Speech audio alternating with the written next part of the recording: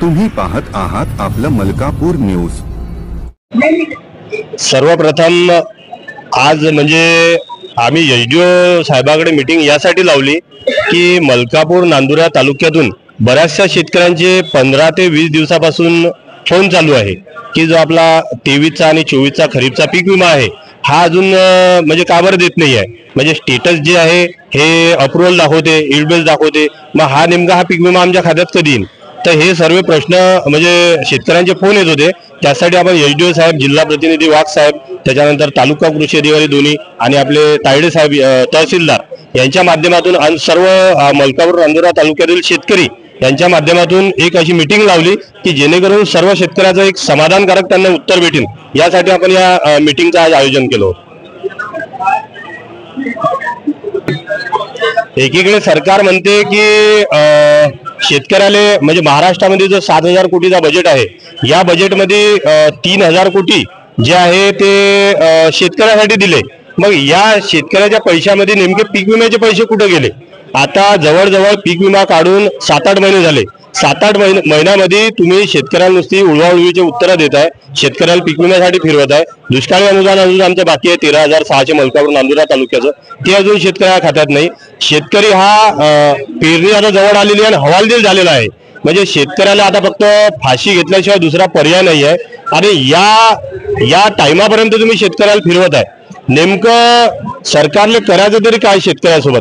म्हणजे शेवटी हा देश कृषी प्रधान देश म्हणून ओळखला जातो आणि याच देशामध्ये जर कधी शेतकऱ्याला पीक विमा टाइमवर भेटत नसेल, म्हणजे आपले जे माल आहे, सोयाबीन आहे, कापूस आहे, कांदा आहे, याला भाव नाही। आज कांद्याची परिस्थिती पाहता 200-300 रुपयापासून हाराशी होत आहे, म्हणजे शेतकऱ्यांना नेमकं करावं काय?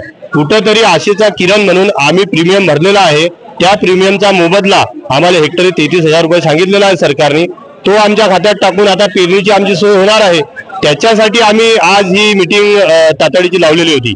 या मीटिंगचा उद्देश असा आहे की आम्ही ही मीटिंग सर्वांच्या समोर एकदम शांततेत घेतलेली आहे, पण येणाऱ्या काळात समोर जर कधी हा 10, 15, 20 दिवसात जर पीक विमा आम्हाला आला नाही तर आम्ही बुलढाण्याचं पीक विमा कार्यालय ताब्यात घेतल्याशिवाय राहणार नाही, हा सरकारला इशारा आहे, पीक विमा कंपनीला इशारा आहे।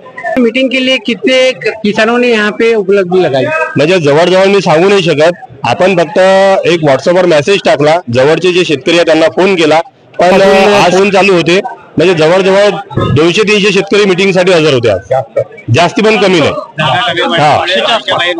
तो आगे आपकी मांगे अगर पूरी नहीं हुई तो आपके क्या कदम रहेंगे? आमची मांग एकच आहे की 15 ते 20 दिवसात जो आमचा अप्रूव्हल पीक विमा दाखवतो शेतकऱ्यांचा, म्हणजे बाजूच्या शेतकऱ्याला पीक विमा आलेला आहे, आमच्या शेतकऱ्याला पीक विमा आला नाही बाजूच्या, तर अशा शेतकऱ्या खात्यात लवकरात लवकर पीक विमा टाकावा, नाही तर बुलढाण्याचं पीक विमा कार्यालय स्वाभिमानी शेतकरी संघटना तोडल्याशिवाय राहणार, असा या माध्यमातून इशारा देतो। ही मीटिंग जी होती ही स्वाभिमानी शेतकरी संघटनेच्या माध्यमातून होती का? स्वाभिमानी शेतकरी संघटनेच्या माध्यमातून यासाठी होती, या 15 ते 20 दिवसात शेतकऱ्याचे एवढे फोन चालू आहे की साहेब आमचा पीक विमा आला नाही। बऱ्याचशा खेड्यामध्ये 50% शेतकऱ्याला पीक विमा आला, म्हणजे कोणाकोणाला 70,000 आला, कोणाला 35,000 आला, कोणाला 50,000 आला, कोणाला 1.5 लाख आला, पण त्याच बांधावर बाजूच्या शेतकऱ्याला पीक विमा आला नाही। मग त्या शेतकऱ्याला पीक विमा कधी येईल, असा सवाल घेऊन आज जिल्हाधिकारी साहेब म्हणजे जिल्हा प्रतिनिधी साहेब इथे हजर झाले, त्यांना आम्ही आमचा प्रश्न सांगितला। हा दबाव गट एक त्याच्यावर यासाठी निर्माण केला की सरकार रडल्याशिवाय काही देत नाही शेतकऱ्याला, हे भावना झालेली आहे, म्हणून आम्ही एक त्यांच्यावर दबाव गट निर्माण करायचा प्रयत्न केला। 15 दिवसात जर पीक विमा आला नाही, दुष्काळी अनुदान टाकलं नाही, तर आम्ही बुलढाण्याचं पीक विमा कार्यालय तोडल्याशिवाय राहणार। ताज्या आणि महत्त्वपूर्ण बातम्या पाहण्यासाठी आजच आपलं मलकापूर न्यूज चॅनलला YouTube वर सबस्क्राईब करा आणि बेल आयकॉनला प्रेस करा।